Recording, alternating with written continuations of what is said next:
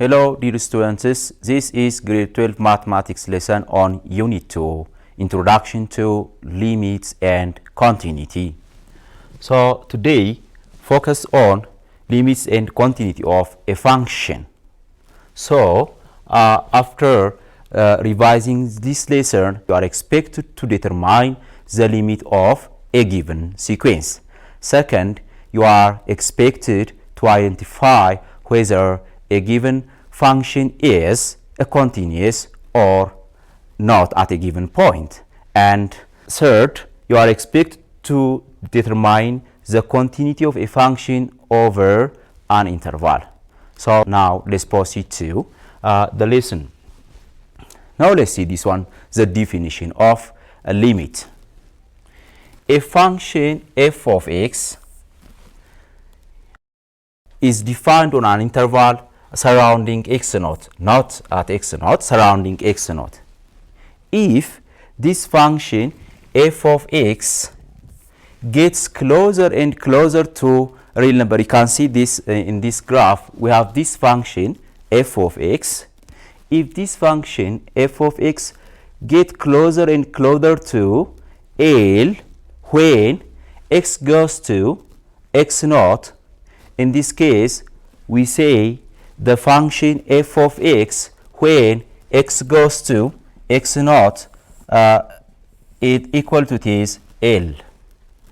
And you have to be careful that the limit of a given function f of x exists when the limit of f of x when x approaches to x naught from the right part, from the right side of x naught, must be equal to the limit of the function f of x where x approaches to x naught from the left must exist and equal to a number L.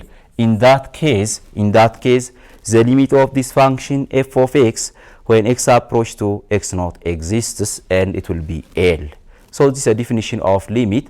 Now let's try to see example for this part.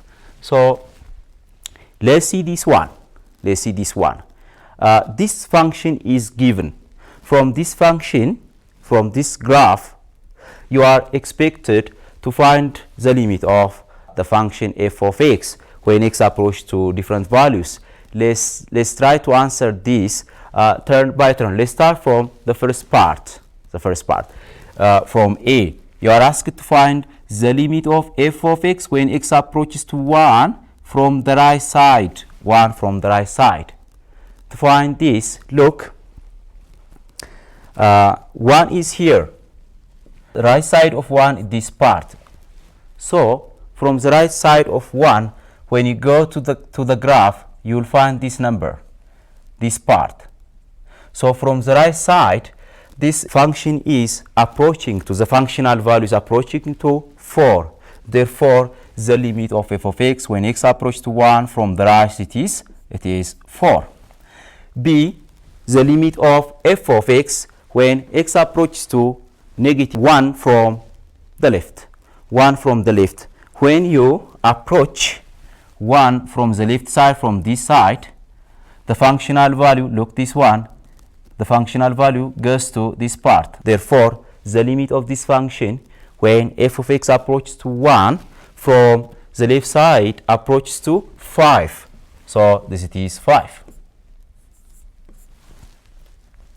Now the limit of f of x when x approaches to 1 will be how much? Look this one. As you can see here, the limit of f of x when x approaches to 1 from the right side is 4. The limit of this function when x approaches to 1 from the left side it is 5. Since these two are not equal, so the limit of the function at 1 does not exist. So in order for limit to exist, the right side and the left side limit must be equal. So now let's see D. The limit of f of x when x approaches to 2. We have to here to find the limit of f(x) when x approaches to 2, we need to check both right side and left side limit. They must be equal for the limit in order to limit to exist. So the right side limit, when you approach from the right side, it approaches to 2. And from the left side of 2, when you approach x from the left side of 2, the functional value also goes to 2.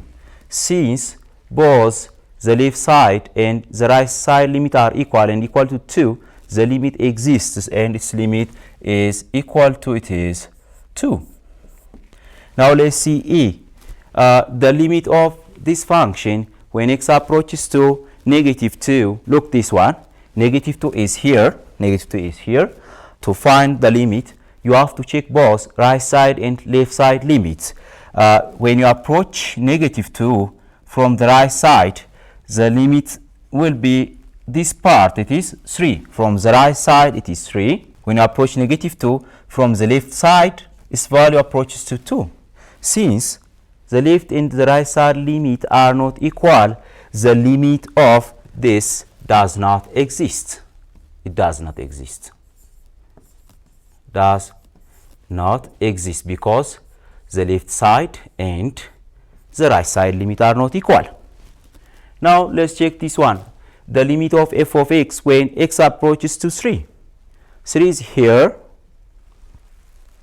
When you approach 3 from the left side, its functional value is this, almost between 2 and 3. It's almost 2.5. When you approach 3 from the left side, the limit is almost 5. So left side and right side limit are not equal. Because of this, the limit of f(x) when x approaches to 3 doesn't exist. Does not exist. Because the right side and the left side limit are not equal. This also, the limit does not exist. Does not exist. Now let's continue to the other part. So let's see this one. The limit of 4 when x approaches to 2. This it is a constant function. By the way, if you draw the graph of this function, it's a y is equal to 4. It's a constant function. It's a constant function. 4, y is equals to 4, or f of x is equal to 4. This one. So we are asked to find the limit when x approaches to 2. 2 is here. When you approach from the right and from the left of 2, the functional value approaches to 4. Therefore, the limit of 4 when x approaches to 2 is 4. Generally, you can generalize this. For any constant function, the limit of some constant function c when x approaches to any number a will be always this a constant number. Always a constant number. Now, let's see the second example. The limit of 2x minus 1 when x approaches to 1. Look, if you take right side limit when x approaches to 1 from the right, 1 point something, 1.00, 2 times that number is almost 2. 2 minus 1 is this, 1. If you take the left side limit, almost 0.99. If you multiply it by 2, it's near to 2. So 2 minus 1 is 1. So the limit of this expression is this, 2 times 1. Simply you can put, for any polynomial function, to find the limit, simply you can put the number. So the limit of this 2x minus 1 when x approaches to 1, you can just put 1 here. 2 times 1 minus 1, the answer will be this 1. So generally, the limit of any polynomial function p of x when x approaches to a, this is equal to, simply you can put a. This p of a. This is it. Now let's continue to the third example. Let's see this one. You are asked to evaluate the limit of absolute value of x over x where x approaches to 0. By the way, absolute value of x is equal to x is equal to x for x less than 0. This is a definition. Therefore, I can write absolute value of x over x to be x over x, absolute value of x over x for x greater than 0. This will be this 1. When x is 0, this ratio is this, doesn't exist. For x less than 0, this part is minus x. This part is minus x. Minus x over x will be this negative 1. So absolute value of x over x is this 1 for x greater than 0, negative 1 for x equal to 0, but it doesn't exist at 0.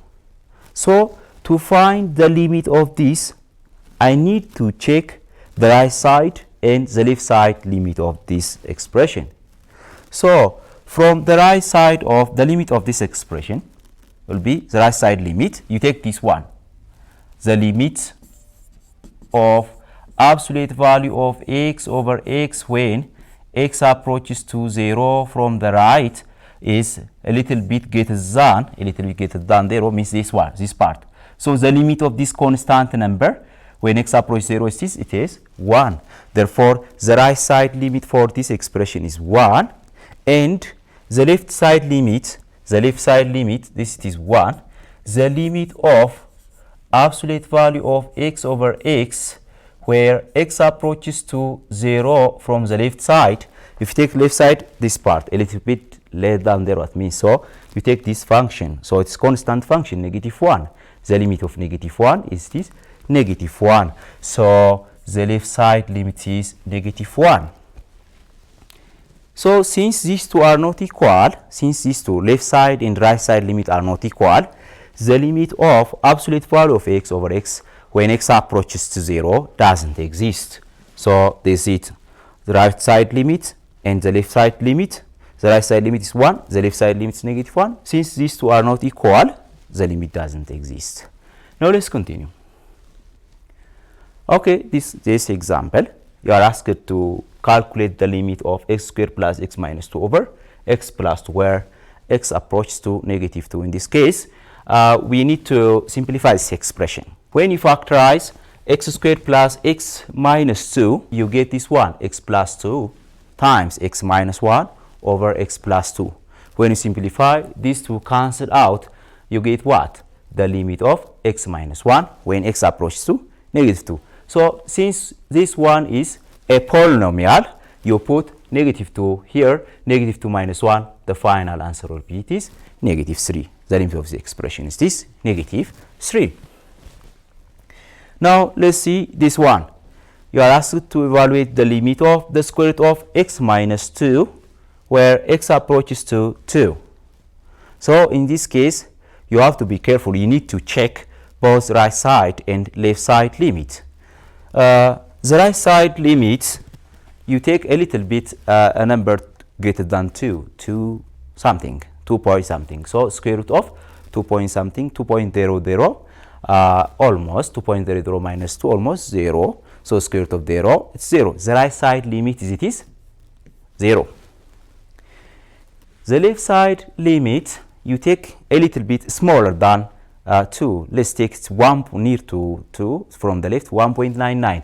If you take 1.99 minus 2, this becomes the square root of negative number. So it's not a real number. Because of this, the left side limit does not exist. Since the right side and left side limit are not equal, the limit of this expression does not exist. Okay, now let's see the other example. You are asked to find the limit of the square root of x minus 1 over x minus 1 when x approaches to 1. In this case, when you face an expression which containing square root, you need to rationalize the expression. You need to rationalize the numerator part or the denominator part. In this case, we have the square root expression in the numerator part, so let's rationalize that. So this is equal to the limit of, to rationalize this, you multiply it by the square root of x plus 1. Multiply both numerator and denominator by the square root of x plus 1. So when you multiply this, you get this result. The product of the two, it is x minus 1. The product of this is x minus 1 over x minus 1 times square root of x plus 1. So these two cancels out. So when you put 1 here, square root of 1 is 1. 1 plus 1, it is 2. So the limit will be it is 1 over 2. The limit will be it is 1 over 2. Okay. Now let's see continuity of a function. A function f is continuous at x naught if the following three conditions are satisfied. 1. F of x must be defined. 2. The limit of f of x must exist at x naught. 3. The limit of f of x when x approaches x naught must be equal to f of x naught. If these three conditions are satisfied at x naught, then we say that function is continuous at x naught. In other words, I can write this in this form. In short, a function is said to be continuous at x naught if and only if the limit of f of x when x approaches to x naught from the right side must be equal to the limit of f of x when x approaches to x naught from the left must be equal to f of x naught. So if this is satisfied, in that case, that function is continuous at x naught. Okay, now a function f is continuous, is said to be continuous on an open interval ab if it is continuous at each point between a and b. Or in other words, the limit of f(x) when x approaches c must be f of c for all c between a and b. This means it must be continuous at each point between a and b. Okay, now let's proceed to the other part. A function f is continuous on a closed interval ab provided that 1. F must be continuous on open interval ab. It must be continuous on open interval. 2. F is continuous from the right side of a. It must be continuous from the right side of a. That means the limit of f of x when x approaches to a from the right must be equal to f of a. It must be continuous from the right side of a, and it must be continuous from the left side of b. If it is f is continuous from the left side of b, that means the limit of f of x when x approaches to b from the left must be equal to f of b. You have to be careful that a function is continuous on this interval ab means it doesn't mean that a function is continuous at a. It doesn't mean this. It means it continues from the right side. And it doesn't mean that the function is continuous at b. It doesn't mean this. It is continuous from the left side of b. So this is a definition of continuity of a function on closed interval. Okay, let's check whether this function is continuous or not at different points. Let's start from this one. The first question is here. Is f of x continuous at x equal to 1? We are asked to check whether this function, this graph, we have this one, this part. This function is given. You are asked to check whether it is continuous or not at 1. To check this, the limit must exist at 1 and f of 1 must be equal. The limit, to check this, the limit of this f of x when x approaches to 1 must be equal to f of 1. So the limit of this function when x approaches to 1 from the right, from the left, it approaches to almost 4. But f of 1 is open, this part, it doesn't defined. Because of this, this function f of x is not continuous at 1. It's not continuous at 1. So f of x is not continuous. Now let's see the second one is f of x continuous at x is equal to 3 from the left side. 3 from the left side.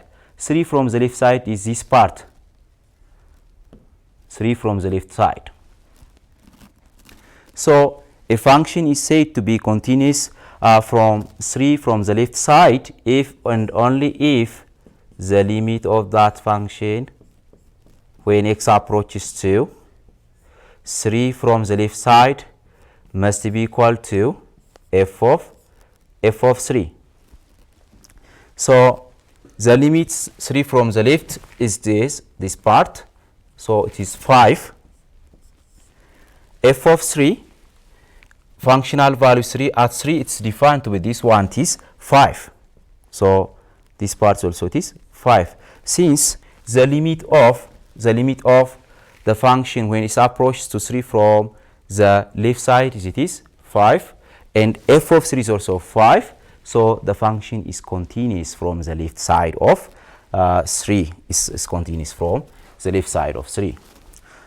So this yes.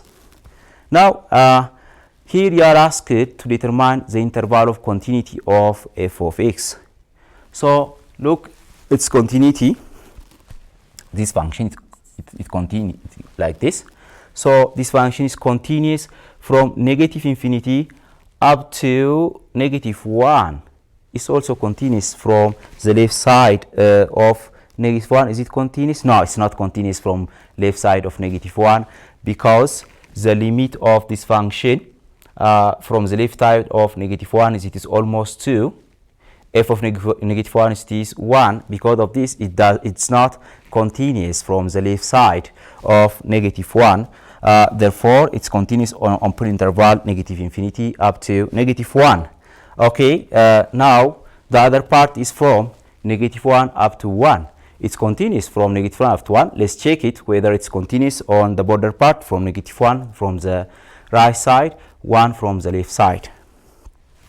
Okay, 1 from the negative 1 from the right side, its limit is it is almost 4, and f of negative 1, if you take f of negative 1, functional value of negative 1 is this 1. Since they are not equal, it is not continuous from the right side of negative 1. It's open interval. So negative 1 up to 1.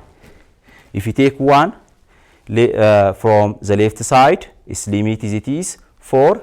F of 1 is not defined. Because of that, it's not continuous from the left side of 1. Because of that, the continuity interval for this part is from negative 1 up to 1. Okay, from 1 up to 3,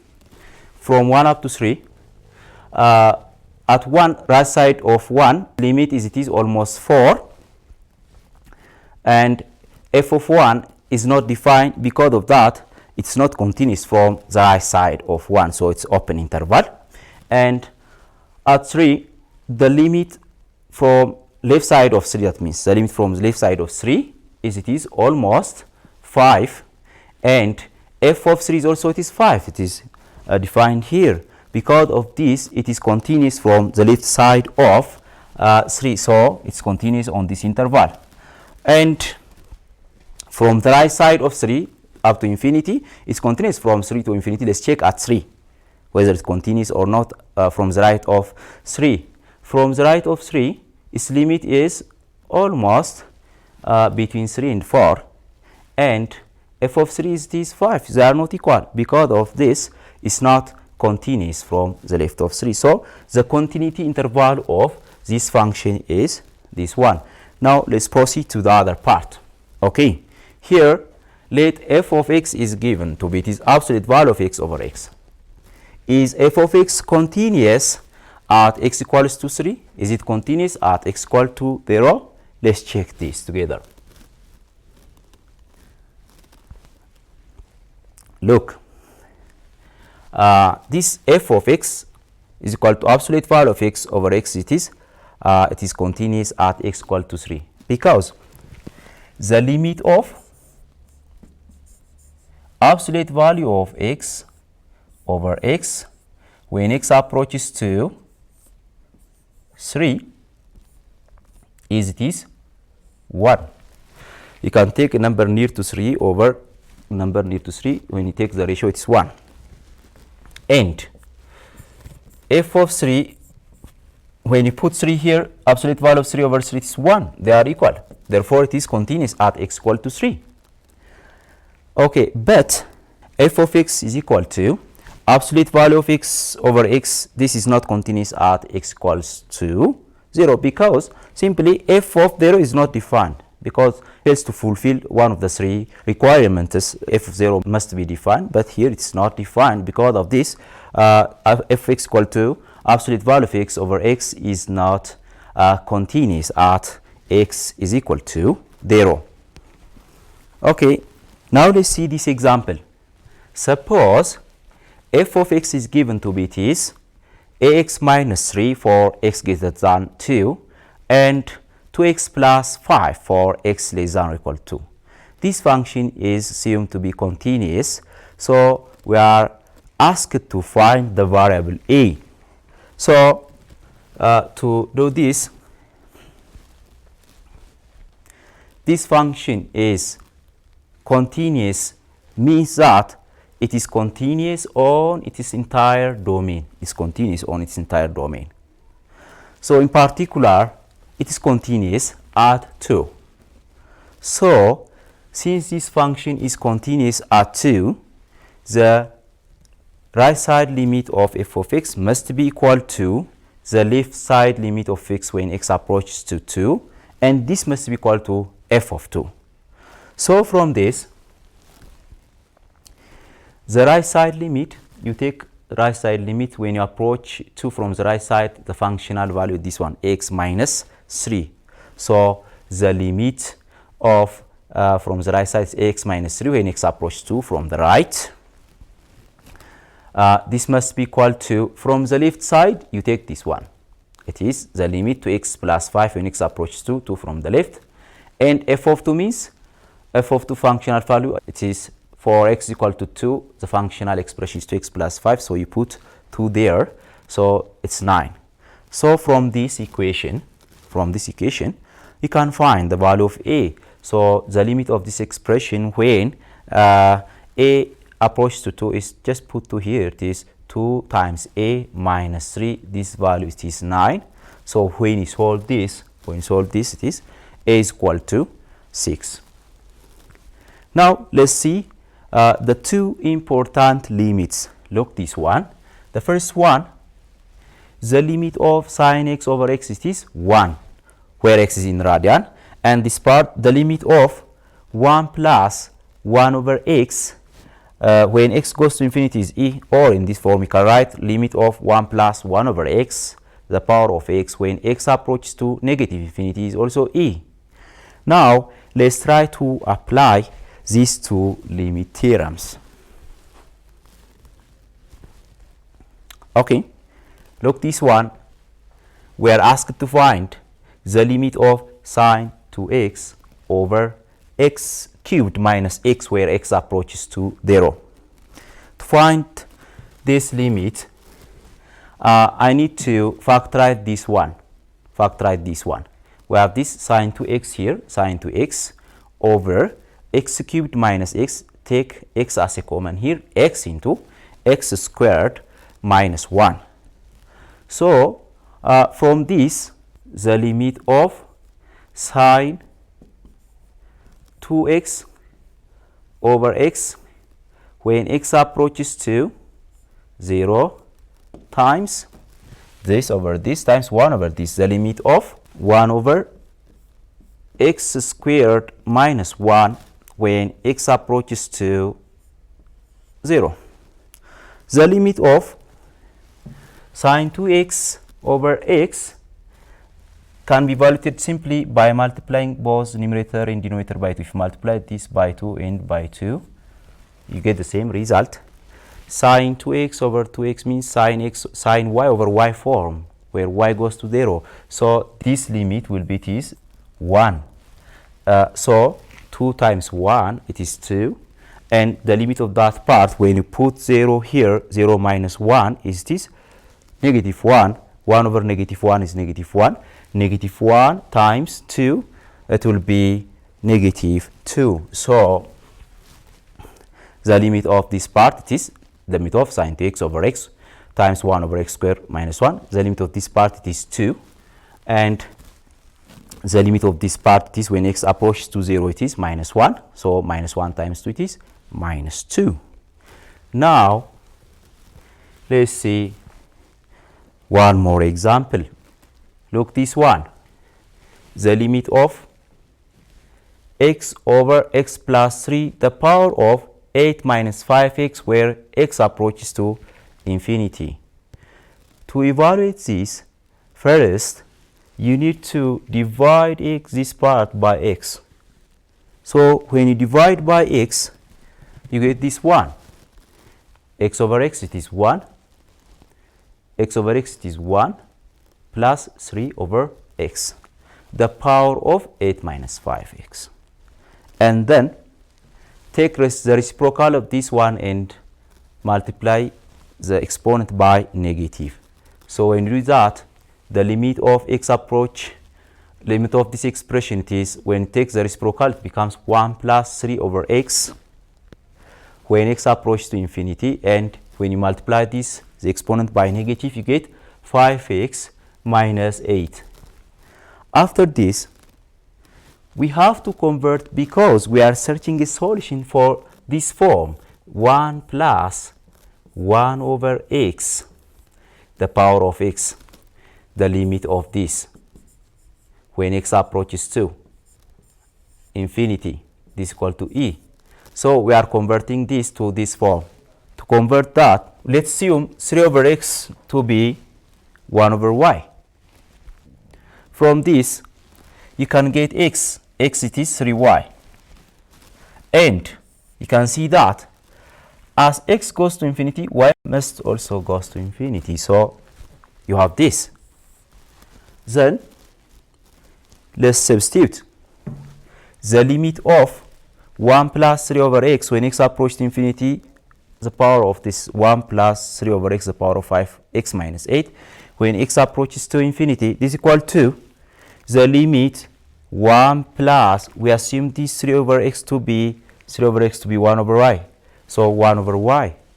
The power of 5x minus 8, we assumed x to be here 3y. So when you put 3y here, 5 times 3y is 15y. So here it is 15y minus 8, where y goes to infinity. As x goes to infinity, y will also go to infinity. So I can write this in this form. 1 plus 1 over y, the power of 15, times 1 plus 1 over y, the power of negative 8. So when you evaluate the limit of this expression, the limit of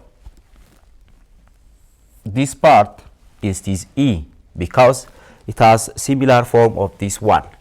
1 plus 1 over x, the power of x when x approaches to infinity, it is e. So the limit of this part is e, and e the power of 15. And the limit of this part when y goes to infinity is simply 1 over infinity, it is 0, 1 the power of negative. This part it is 1. Therefore, the limit of this expression will be this e the power of 15 times 1 is it is e the power of 15.